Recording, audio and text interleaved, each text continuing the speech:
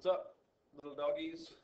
Um, yeah, we start our what we call nuclear physics part of our modern physics unit, and we start with a discussion of the fundamental forces that dictate all interactions in the universe. You can kind of say it's three, but we'll say it's four. There are these fundamental forces, right? Things that, well, like we said, dictate all the interactions between things in the universe. And the first one that might come into your mind is gravity, right? Gravity is a force we know, of course, that controls all interactions. Well, yes, controls interactions between masses. All right. There's two of them that you can put together in what we call the electrostatic or even electromagnetic force and what's called the nuclear weak force. It turns out that they're manifestations of the same interaction. For sure, it handles things between charges. And it also, when I say, and some other stuff like why the sun is able to actually burn, there's something about certain interactions that happen during fusion reactions that release tons and tons of energy that are controlled by what we call the electroweak force. All right.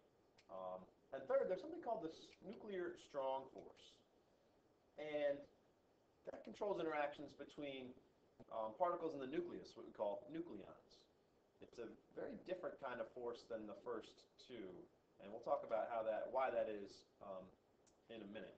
So, if we get to sort of the relative strengths of each, we can talk about. There we go. If we look at two protons in a nucleus, and we say that their separation is about that far, and we can talk about why that is also, how we know that. There's a gravitational force expression, right? And you do the math with the mass of a proton and that separation and our value of the universal gravitational constant, and you get a force of 10 to the negative 34th or so newtons. This might look familiar. I think we actually talked about this a while ago. All right? We look at the electrostatic force that exists between the same two protons with the same separation. We use K in their charge, and we get a force that's pretty big, 230 newtons. So this is about, let's call this 10 to the negative 34th. This is 10 to the second about on that, what we call on that order of magnitude. So we say that the electrostatic force is, well, 10 to the 36 times bigger than the gravitational force. So gravitational forces are actually the weakest, even though it's one that's actually called the weak force, but gravitational forces are the weakest of all the primary interactions between matter and the universe, which is kind of strange. It dictates what we do all the time, right? It feels like a strong force to us, but on a, I don't know, I guess what we call entity by entity basis, it's actually the weakest force. All right. Now, not only that, but if we think about these protons in the nucleus, right, they're attracted by this force, which is really small. They're repelled by this force, which is really big comparatively. And what that means,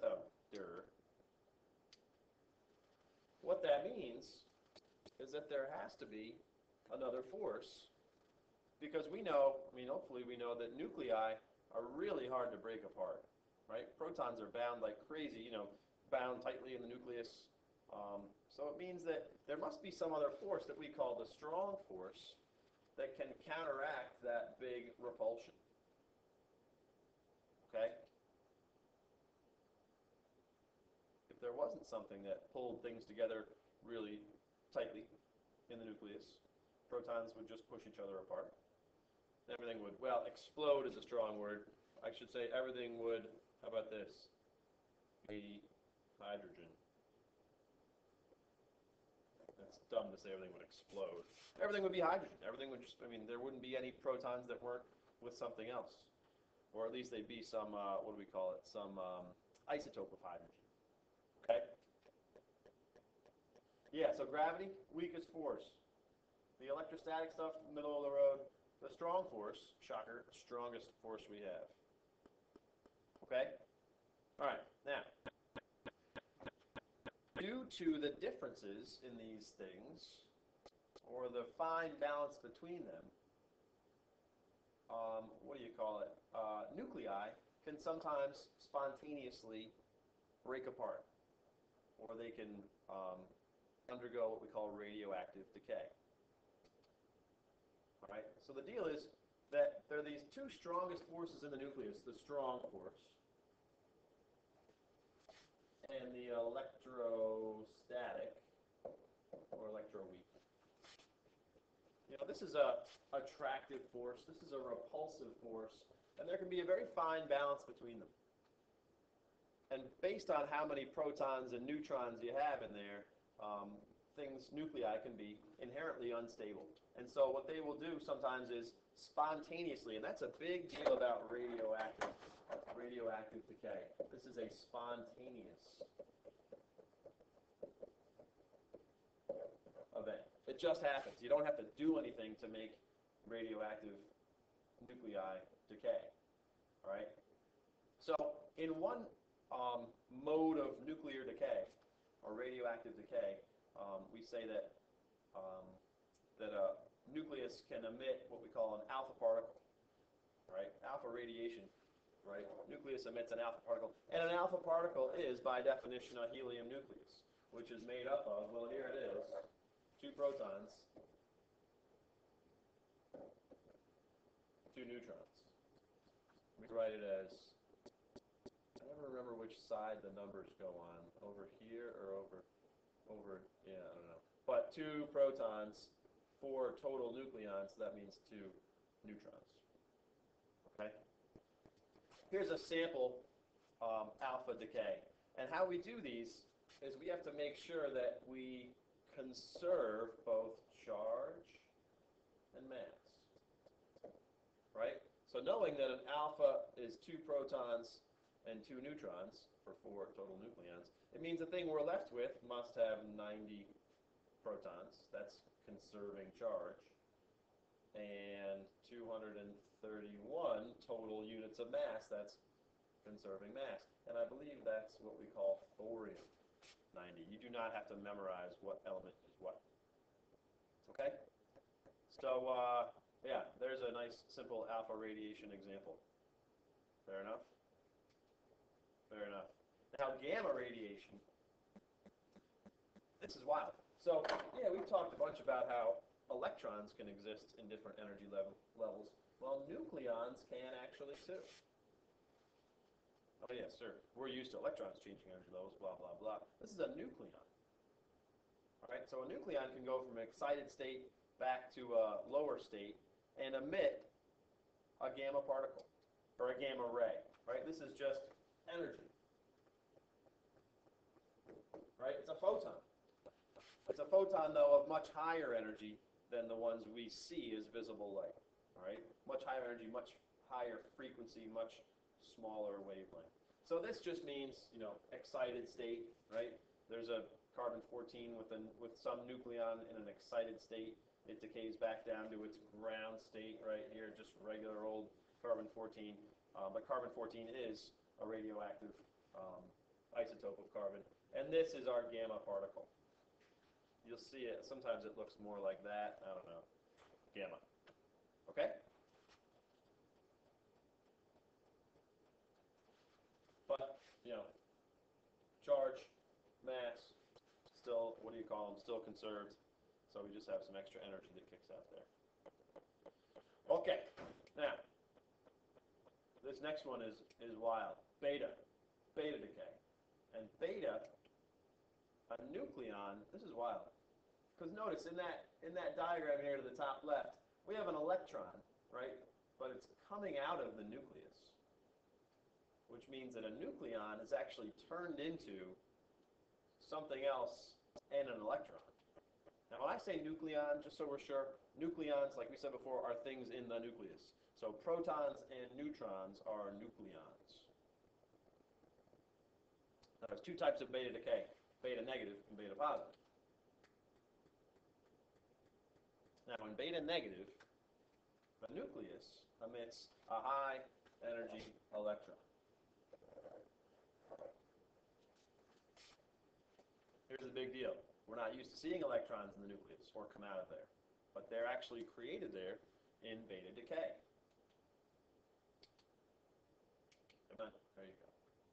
Yep, sure. So, uh,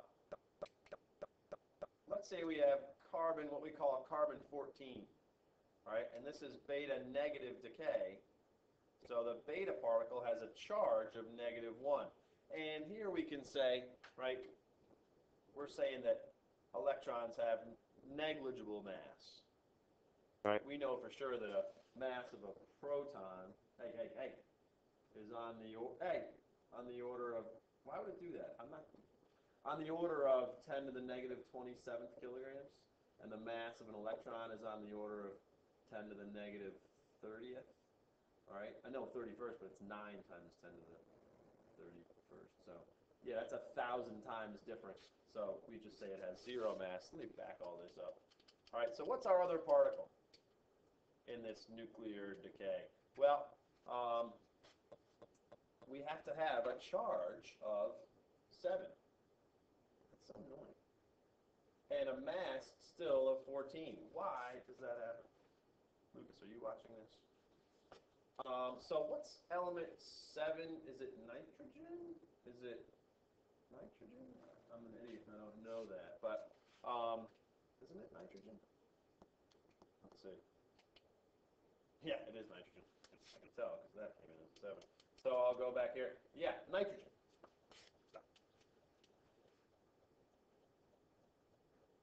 Okay, so what's happened? Before the decay, notice we had 6 protons and 8 neutrons, right? Because if there's 6 protons and there's 14 you can't believe how frustrating that is. Because for some reason it went a billion slides back. 15? Okay.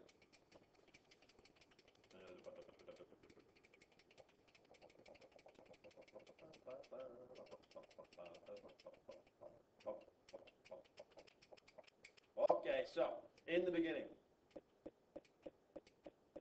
we had 6 protons and 8 neutrons, right? Carbon 14 means 14 total nucleons, which means if 6 of them are protons, the other 8 are neutrons. After the decay, the nucleus has 7 protons and 7, wait, this should say neutrons also.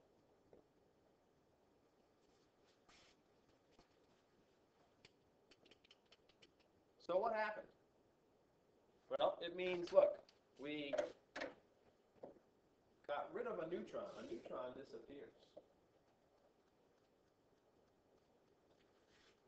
And look, we pick up a proton and an electron and something else. Well, this thing. It's called an anti-neutrino. Neutrinos, whole different thing. We'll spend a little time talking about neutrinos. There's the world's coolest video that used to be online about neutrinos. Now you can't find it anymore. But we'll talk about what neutrinos are. But their job is to conserve. It's like they help to make sure everything's really conserved. All the energy and all the angular momentum, actually. Remember we talked about angular momentum when we derived our Bohr model stuff? So neutrinos have to do with angular momentum also. Okay? Now, here's our beta positive decay. I'm going to keep jumping forward pages or not? Well, the deal here is that the nucleus emits a high energy positively charged electron. We call that a positron.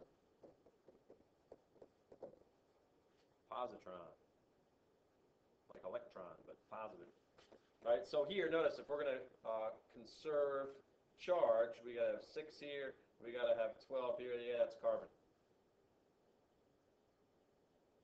Okay, before the decay, notice, we had 7 protons, and that means 5 neutrons.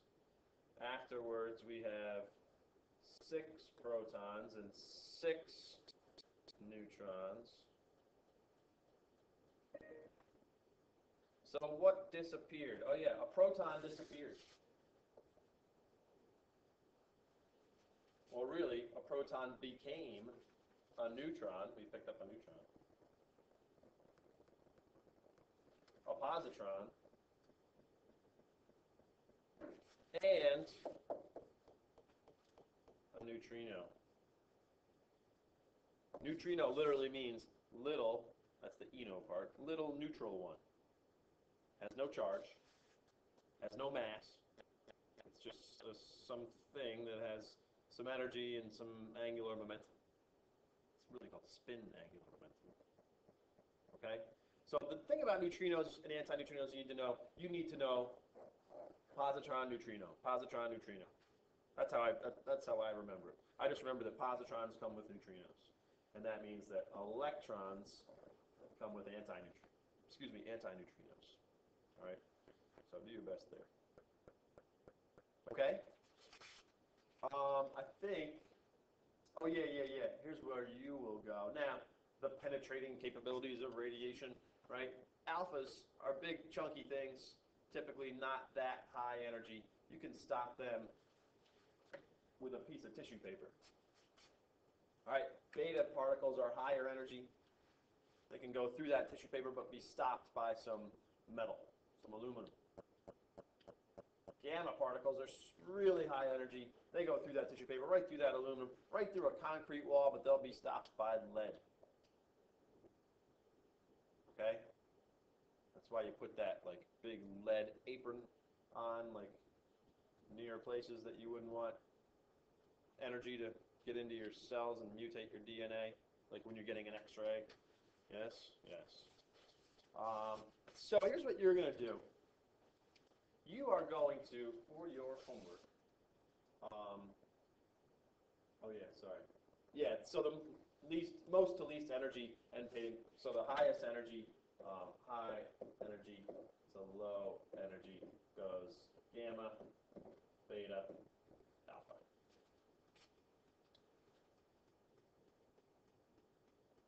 All right, this next thing here, what I want, come on, sure.